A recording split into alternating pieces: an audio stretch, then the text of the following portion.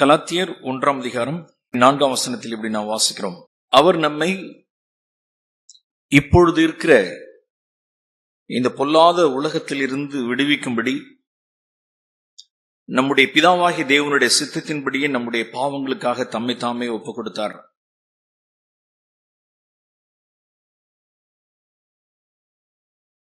நல்ல வசனம். இயேசுவானவர் எதற்காக ஒப்புக் கொடுக்கப்பட்டார்?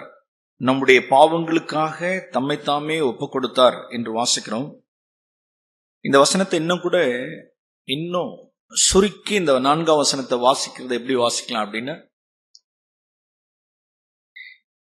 இயேசுவானவரை பிதாவாகிய தேவன் ஏன் எனக்காக ஒப்புக் கொடுத்தார்? திரும்பவும் சொல்கிறேன், இயேசுவானவரை தம்முடைய ஒரே பேரான குமாரனை பிதாவாகி தேவன் எதற்காக ஒரு ஒப்பு கொடுத்தார், மரணத்துக்கு ஒப்பு கொடுத்தார் என்றால், 4ஆம் வசனத்தில் இப்பொழுது இருக்கிற இந்த பொல்லாத இந்த உலகத்தில் இருந்து என்னையும் உங்களையும் விடுவிக்கும்படி.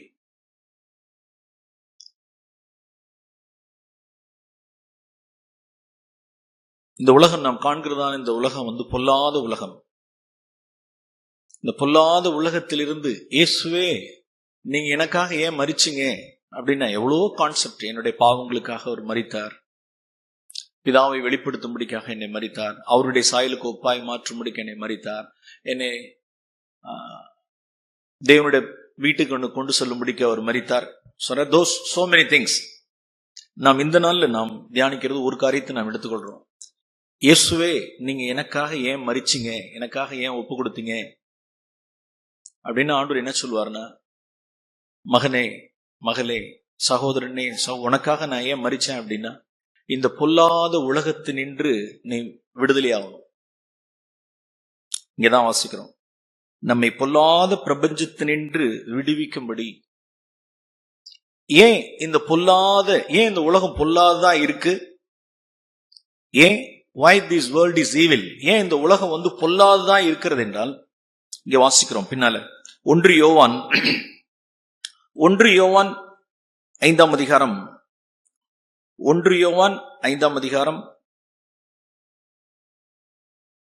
19ஆம் வசனத்தில் வாசிக்கிறோம். 1 யோவான் 5ஆம் அதிகாரம் 19ஆம் வசனம், நாம் தேவனால் உண்டாயிருக்கிறோம் என்றும் உலகம் முழுவதும் பொல்லாங்கனுக்குள் கிடக்கிறது என்றும் அறிந்திருக்கிறோம். அதனுடைய இச்சைகள் எல்லாம் உலகத்திலிருந்து உண்டானவைகள், பிதாவினிடத்திலிருந்து உண்டானவைகள் அல்ல.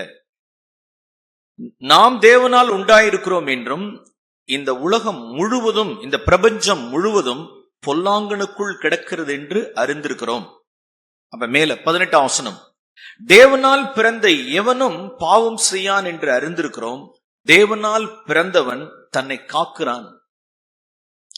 மறுபடி பிறந்தவன், தேவனால் பிறந்தவன் தன்னை காக்கிறான். என்ன காக்கிறான் என்றால், இந்த உலகத்தால் கரைபடாதபடிக்கு தன்னை காத்துக் கொள்கிறான். பொல்லாங்கன் அவனை தொடான், பிசாசானவன் அவனை தொட முடியாது. யார் யாரெல்லாம் இந்த உலகத்தால் கரைபடாதபடிக்கு தங்களை காத்துக் கொள்கிறார்களோ அவர்களை சத்துரு தொட முடியாது, பொல்லாங்கன் தொட முடியாது.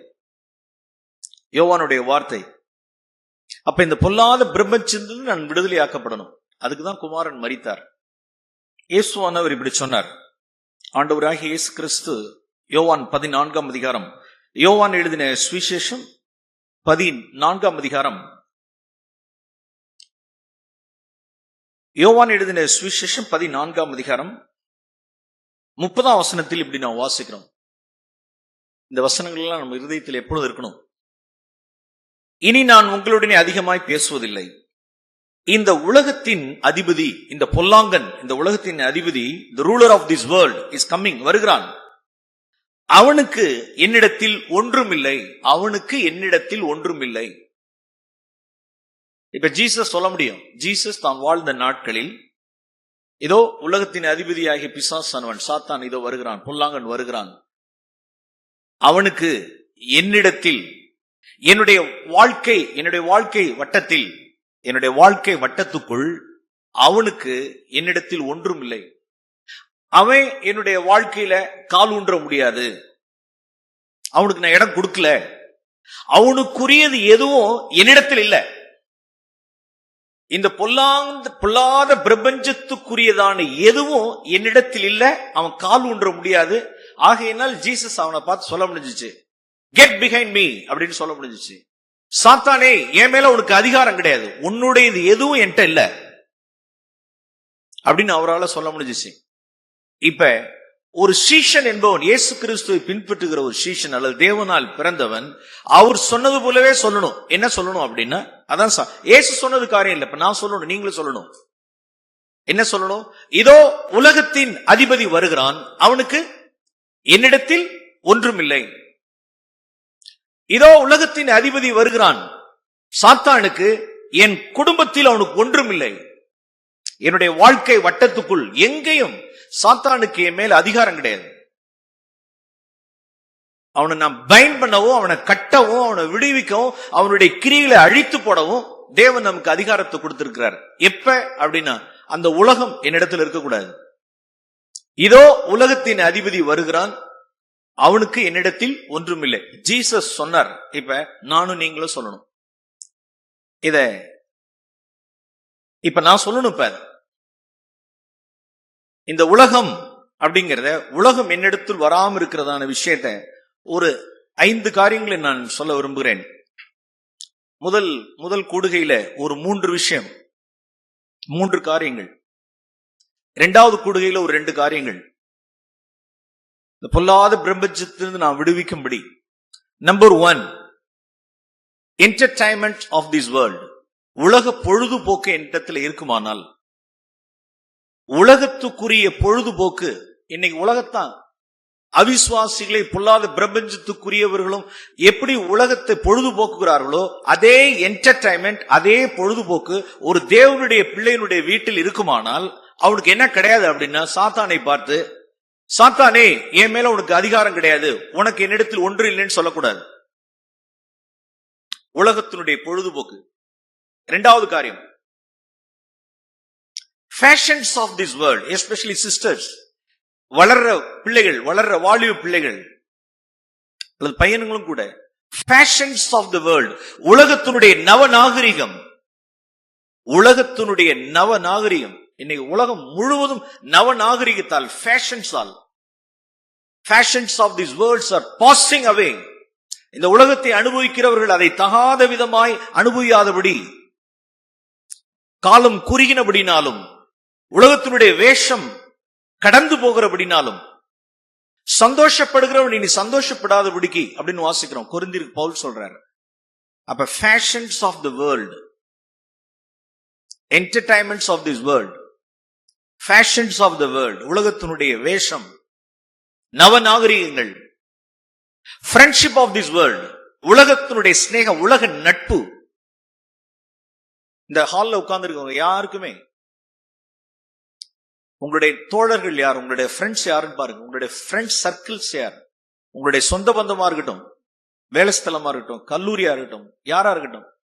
உலக ஸ்நேகம் தேவனுக்கு விரோதமான பகை. நாம் எல்லாம் தியானிப்போம். உலக பொழுதுபோக்கு, உலக நவநாகரிகம், உலக நட்பு, உலக ஸ்நேகம், உலகத்தினுடைய மதிப்பீடு, value system of this world, உலகத்தினுடைய மதிப்பீடு. மண்ட ஃபுல்லா, மைண்ட் ஃபுல்லா வேர்ல்ட்லி சிஸ்டம், வேல்யூ, வேர்ல்டுனுடைய மதிப்பீடு, வேர்ல்ட்லி வேல்யூ சிஸ்டம். ஒரு ரட்சிக்கப்பட்டவன் மறுபடியும் பிறந்த அவனுடைய வேல்யூ சிஸ்டமே கம்ப்ளீட்லா சேஞ்ச் ஆயிருக்கணும். Otherwise is not at all born again. இன்னொரு காரியம், இந்த உலகத்திற்காக போராடுவது. இந்த உலகத்துக்குரிய எம்மைக்குரிய சகலத்துக்காகவும், பணத்துக்காகவும், காசுக்காகவும், பணத்துக்காகவும், புகழுக்காகவும், சகலத்துக்காகவும் போராடுறது, உலகத்திற்காக போராடுவது. நம்பர் 1, உலக பொழுதுபோக்கு, உலக நவநாகரிகம், உலக நட்பு, உலகத்தினுடைய மதிப்பீடு, உலகத்திற்காக போராடுவது. இப்படி ஏதாவது ஒரு சிலர் இடத்துல 5 இருக்கு, ஒரு சிலர் இடத்துல 4 இருக்கு, ஒரு இடத்துல 3 இருக்கு, ஒரு சிலர்கிட்ட 2 இருக்கு, ஒரு சிலர்கிட்ட 1 இருக்கு. அவர்கள் ஒரு காரியம், இப்ப நாம் தியானிக்கிற காரியங்கள் ஏதாவது ஒரு காரியம் இருக்குமானாலும், அது தொடர்ந்தேச்சியா நம்மளுடைய வாழ்க்கையில ஹிடனாய் மறைவா இருக்குமானாலும், இயேசு சொன்னது போல சத்துருவை பார்த்து உனக்கு என்னிடத்தில் ஒன்றுமில்லை அப்படின்னு சொல்லக்கூடாது. அவன் தோற்கடிக்கப்பட்ட கிறிஸ்தவன். இல்ல வேற மாதிரி சொன்னா, என்னுடைய பாஷையில சொன்ன பக்கா டுபாக்கூர். அவன் ஏமாத்திட்டு இருக்காங்க, சர்ச்சை ஏமாத்திட்டு இருக்காங்க, சர்ச்சை நிரப்பிட்டு இருக்காங்க, மைமாலக்காரர்கள். இவர்களெல்லாம் செத்த ஈக்கள், பரிமள தைலத்தை கெடுத்து போடுகிறதான செத்த ஈக்கள். ஒரு ஈ இருந்தாலே போதும், செத்த ஈக்கள். நாம் சீக்கிரமாய் ஒன்றொன்றாய் நாம் தியானிக்க வேண்டியது இருக்கிறது. உலகத்தினுடைய நட்பு, உலக நட்பை குறித்து முதலாவது சொல்ல விரும்புகிறேன். யோவான் எழுதின சுவிசேஷம் 19ஆம் அதிகாரம். யோவான் எழுதின சுவிசேஷம் 19ஆம் அதிகாரம். நாம் நிறைய காரியங்களை நாம் தியானிச்சிருந்திருக்கலாம், எவ்வளவு காரியங்கள் தெரியும். உலக நட்பு இங்க வாசிக்கிறோம் 12ஆம் வசனத்துல. யோவான் 19ஆம் அதிகாரம் 12ஆம் வசனம். பிலாத்து அவரை விடுதலை பண்ண வகை தேடினான். யூதர்கள் அவனை நோக்கி, இவனை விடுதலை பண்ணினால் நீர் ராயனுக்கு சிநேகிதன் அல்ல. தன்னை ராஜா என்கிறவன் எவனோ அவன் ராயனுக்கு விரோதி என்று சத்தமிட்டார்கள். ஓகே, 12ஆம் வசனத்துல see the condition of Pilate. Governor பைலட்டுக்கு நல்லாவே தெரியும், இவரிடத்தில் ஒரு குற்றமும் இல்லை. பொறாமையினால் இந்த யூதர்கள் இவரை ஒப்புக் கொடுத்திருக்கிறார்கள் என்பதை பிலாத்து நன்கு அறிந்திருந்தவனாய் அவரை விடுதலை செய்ய வகை தேடினான். அவ்வளவு பிரயாசப்பட்டான். ஏதாவது அடிச்சாவது, துன்புறுத்தியாவது, காயப்படுத்தியாவது இந்த ஜனங்கள் கொஞ்சம் இறங்கிடுவாங்க, அவன் ரத்த காயத்தை பார்த்தா அவனை ரிலீஸ் பண்ணி விட்டுருவாங்கிறதுக்காக அடிச்சு, போதுமா, திருப்தியா, போதுமா, அனுப்பிச்சு விட்டுலாமா, அனுப்பிச்சு விடக்கூடாது, சாவ், இவன் சிலுவையில் அறையணும், சிலுவையில் அறையணும், சிலுவையில் அறையணும்.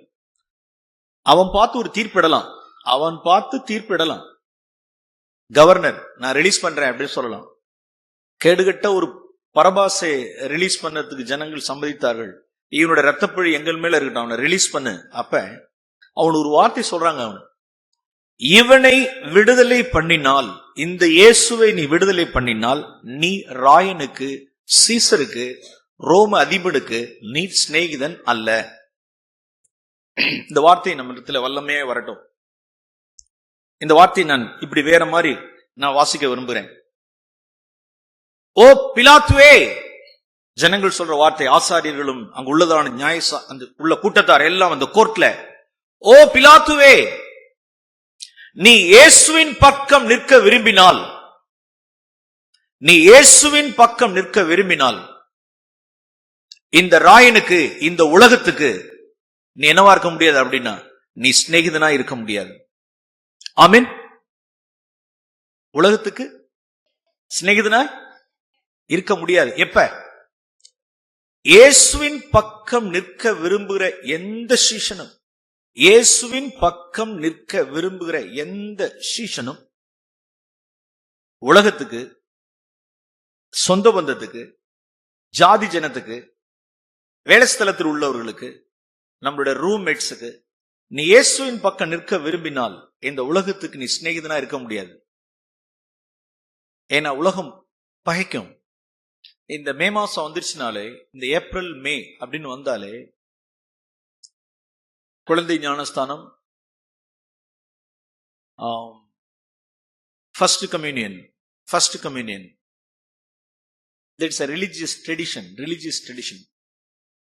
ரோமன் கேத்தலிக் சர்ச்சஸ் உள்ளதான காரியங்கள்ல குழந்தை ஞானஸ்தானம் கொடுப்பதும் அல்லது அந்த புதுநன்மை கொடுப்பதான காரியங்கள் எல்லாரும் அவர்கள் தேவனுடைய வார்த்தைக்கு என்னவா இருக்கிறாங்க அப்படின்னா, அவர்களுக்கு அறியாமை, வேத வெளிச்சம் இல்ல, தட் இஸ் டிசோபீடியன்ஸ். அவருடைய பாரம்பரியங்களை நிலைநிறுத்தும்படிக்கு தேவனுடைய கற்பனையை அவமாக்கி போட்டார்கள். அவர்களுக்கு அதெல்லாம் வெளிச்சமே கிடையாது. 8வது நாளா குழந்தைக்கு ஞானஸ்தானம், 10 வயசு 12 வயசா அவன் மனம் திரும்பினானா என்னங்கிறதுல விசுவாசம் இருக்கா இல்லைங்கிறது தெரியாது. அவருடைய ட்ரெடிஷன், பாரம்பரியமாய் கொண்டு வருகிற ஒரு விதமான ரிலிஜியஸ் ஃபங்க்ஷன்ஸ். இப்ப ஒரு உத்தம கிறிஸ்தவன், ஒரு மறுபடியும் பிறந்தவன், இந்த வேத வார்த்தைகளுக்கு வெளிச்சம் பெற்று மறுபடியும் பிறந்த கிறிஸ்தவன், ஒரு சிறு வயசா இருக்கிறப்ப ஞானஸ்தானம் எடுத்தவன் இப்பொழுது அடல்ட் ஆகி மனம் திரும்பி விசுவாசம் அடைந்த ஒரு பேப்டிஸ்ட் எடுத்த ஒரு கிறிஸ்தவனோ, ஒரு குடும்பமோ, அல்லது சீஷனாகி சீஷர்களோடு சேர்ந்து அப்பம் பிடிக்கிறதான ஒரு கிறிஸ்தவர்கள் எப்படி இவர்கள் போய் தங்களுடைய இனஜன சொந்த பந்தத்தை பிரியப்படுத்துவதற்காக அவர்கள் போய் என்ன செஞ்சிடறாங்க, அவங்களுடைய ஃபங்க்ஷன்ல கலக்குறாங்க. இன்னும் சில பேர் ரொம்ப டிப்ளமேட்டிக்கா, இல்ல பிரதர் அந்த டைமுக்கு நான் போக மாட்டேன், அவங்க அப்பம் பிடிக்கிற டைம் நான் போக மாட்டேன், பேப்டிசம் கொடுக்கறவும் பண்ண மாட்டேன், நான் நேரா எங்க போயிடுவேன் அப்படின்னா ரோமன் கேத்தலிக் அந்த சர்ச், TLC சர்ச்சுக்கு, அங்க நான் உறுதிப்படுத்துதல், அந்த நிலைப்படுத்துதல், அந்த அதுக்கு நான் போக மாட்டேன், நான் நேரா மண்டபத்துக்கு போயிடுவேன். எங்க திங்க? பிரியாணி திங்க போயிடுவேன். பிரியாணி திங்கிறதுக்கு நான் போயிடுவேன். அவனுக்கு நான் செய்ய வேண்டியதான செய்யணுமோ, என்னென்ன செய்யணுமோ நான் செஞ்சிருவேன். ட்ரெஸ் எடுத்து கொடுப்பேன், அல்லது கிஃப்ட் எடுத்து கொடுப்பேன். நான் செய்ய வேண்டிய காரியங்கள், நான் ஏற்கனவே வரும்படி பெற்றிருக்கேன், அந்த வரும்படியை நான் செய்யறதுக்கு நான் போயிடுவேன். ஐயோ நான் அதுல கலக்கல, ஐயோ நான் கலக்கல, நீ கலக்கலையா? அவர்கள் தங்களுடைய அறியாமையினால், அவர்களுக்கு அது குற்றம் இல்ல, நான் சொல்றேன், அவர்களுக்கு பிரமாணமே கிடையாது. அவங்கள்ட்ட போய் பேசுனீங்கன்னு வச்சுங்களேன், அவங்கள்ட்ட போய் பேசினேன், யோ என்னையா அதெல்லாம் எனக்கு தெரியாது, என் வீட்டுக்கு பிள்ளைக்கு நான் ஃபங்க்ஷன் வச்சா வர்றியா வரலையா, இந்த பஜனை எல்லாம் என்கிட்ட பேசிட்டு இருக்காத, வர்றியா வரலையா, அந்த பத்திரிக்கை இல்லை, நான் மறுபடியும் பிறந்திருக்கிறேன், நான் சீஷன் அப்படின்னா ஐயோ தலையை பிச்சுக்குவான். ஐயோ அதெல்லாம் விட்டுரு, நீ வர்றியா வரலையா, நான் வேணும்னா வா, நான் வேணும்னா இருந்துக்க. அப்ப மனுஷரை முகமுறிக்க விரும்பாதபடிக்கு, அவருடைய பகை சம்பாதிக்காம இருக்கிறதுக்கு, உலகத்தினுடைய கிரியைகள் பொல்லாது என்று இயேசு வாழ்ந்த நாட்டில் சாட்சி கொடுத்துக்கிட்டே இருந்தார். இது பொல்லாத கிரியை, இதுக்கு நான் உடன்பட முடியாது, நீ என்ன பகைச்சாலும் பரவாயில்ல, இதுக்கு நான் இதுக்கு வரமாட்டேன். அவர்களுக்கு அது வெளிச்சம் இல்ல, அவர்களுக்கு அது பிரமாணம் இல்ல, கற்பனை இல்லாத இடத்தில் பாவம் எண்ணப்படுறது இல்லை, அவர்களுக்கு கூட காரியம் கிடையாது.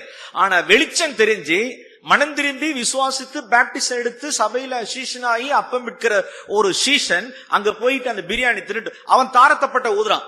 அவனுடைய அறியாமையில் என்ன செய்யறான் அப்படின்னா, இந்த பாருங்க, தேவனுடைய வார்த்தையை நாங்கள் எவ்வளவாய் அவமாக்கி போடுகிறோம், தேவனுடைய கற்பனையை நாங்கள் எவ்வளவாய் அவமாக்கி அற்பமாய் எண்ணப்பட்டு எங்களுடைய பாரம்பரியங்களை நான் நிலைநிறுத்துவதற்கு நல்ல பிரியாணி சோறு போடுறோம் அப்படின்னு தேவனுடைய வார்த்தையை அவமாக்குகிறதுக்கு பிரியாணி போடுறான். நம்பாலு போய் என்ன செஞ்சான் அப்படின்னா, மனுஷரை பிரியப்படுத்துறதுக்காக, அவருக்கு இடர பண்ணாதபடிக்கு, திங்க வேண்டியதை தின்னுட்டு செய்ய வேண்டியதை செஞ்சுட்டு, ஐயோ நான் அந்த ஆலயத்துக்குள்ள நான் போகல, சும்மா நான் வெளியில இருந்துட்டு வரேன்னு கேட்டான். ஒரு பக்தி வைராக்கி இருக்க வேண்டாம், ஒரு பக்தி வைராக்கி இருக்க வேண்டாம். இப்படிப்பட்டவர்கள் இந்த இருளோடு கூட சேர்ந்து அங்க ஐக்கியப்பட்டுட்டு நம்ம சபையிலையும் வந்து அப்பம் விற்கிறதுல அப்பம் விற்கிறாங்க பாருங்க. இவரெல்லாம் தேவனுக்கு எரிச்சல் மூட்டுகிறவர்கள். அங்க ஒரு பாத்திரத்துல குடிச்சிட்டு, அங்க கை கோத்துட்டு, உலக ஜாதி ஜன சொந்த பந்தம் சொல்லிட்டு கலக்கக்கூடாத காரியங்கள்ல கலந்து கை கொடுத்துட்டு, இங்க மீண்டும் இங்க சபையில வந்து இங்க நம்மோடு கூட அப்பம் விற்கிறவர்கள், கர்த்தருடைய பாத்திரத்தில் கை வைக்கிறவர்கள், தேவனுக்கு எரிச்சல் மூட்டுகிறவர்கள். அந்த ரேடிக்கல் டிசைபிள்ஷிப் அப்படிங்கிறது இன்னைக்கு தேஞ்சிக்கிட்டு வருது. தீவிரமான சீஷத்துவம் அப்படின்னா, ஒரு காலத்துல இருந்த கிறிஸ்தவர்கள், ஒரு காலத்துல இதே திருச்சபையில CFCல 30 வருஷத்துக்கு முன்னால இருந்ததான அந்த சீஷத்துவத்தினுடைய அந்த வைராக்கியம், தேவ zeal for his house அப்படியே மங்கி, நான் அங்க வரல, நான் மண்டபத்துக்கு வர்றேன்னா என்ன தியாலஜி, என்ன பிலாசபி, எங்க போச்சு சீஷத்துவம்? இடர பண்ண விரும்புறது இல்ல, ஜாதி ஜனத்தை, சொந்த பந்தத்தை, அவிசுவாசிய உலக காரியத்தை, அவனுடைய சிநேகிதம் வேணும், அவனோட நட்பு வேணும். அப்ப அந்த வார்த்தை பிலாத்துக்கு பார்த்து சொன்ன வார்த்தை இப்ப இன்னைக்கு நமக்கும் தான். நீ இயேசுவின் பக்கம் நிற்க விரும்பினால், நீ வேதத்தினுடைய விசுவாசத்தின்படி நீ நிற்க விரும்பினால், இந்த உலகத்துக்கு நீ சிநேகிதனா நீ இருக்க முடியாது. நீ உலகம் உன்னை பகைக்கதான் செய்யும்.